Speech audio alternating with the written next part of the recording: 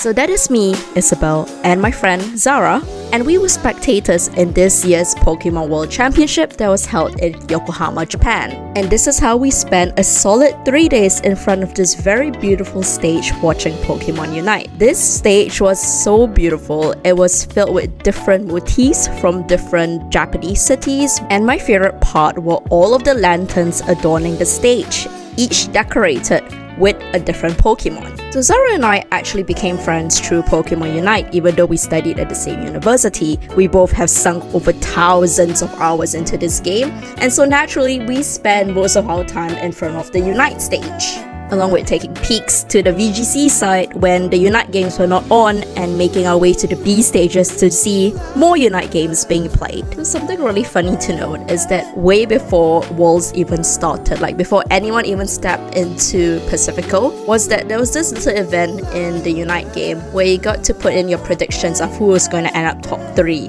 And I'm pretty sure most people's list was gone after day 1, and I got only one prediction right. And that's the really fun thing about Worlds, is that you get to see all the different regions interact with each other, and there was some major upset in this year's Worlds. And the crowd was really hyped. Everyone was cheering so loudly for their own teams or teams they're supporting. Like, I was cheering in these games like a football fan. And I think the nice thing about Unite is that you don't necessarily have to play the game or keep up with the competitive scene to understand what's going on. So while the main competitive events were held at Pacifico Convention Center, not everyone who goes to Worlds is a competitive fan. And there were so many families with their kids, and Yokohama was so fully decked out for this event. I don't think I've ever seen a fully immersive Pokemon event such as this. Like, check out the sound that our gantries made when we tap our card. There was wrappings of Pokemon everywhere, even on the escalators, and just everywhere you turn is Pokemon. Like, this was a full day outings for a lot of the locals staying here, and look at how many people there are in just one pop-up booth.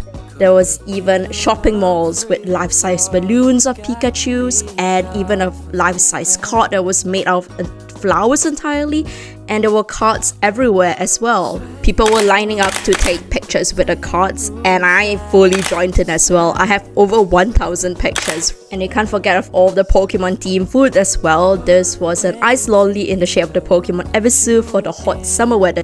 At night, there was even a drone show featuring various characters from the franchise, ranging from Mew, the legendary bird duo from Johto, Ho-Oh and Lugia, along with other motifs such as the Pokeball, the Earth sign to show that this is Worlds, a global event, and even a pair of Pikachu. And this went on for at least a week, even way beyond after the Worlds event had ended.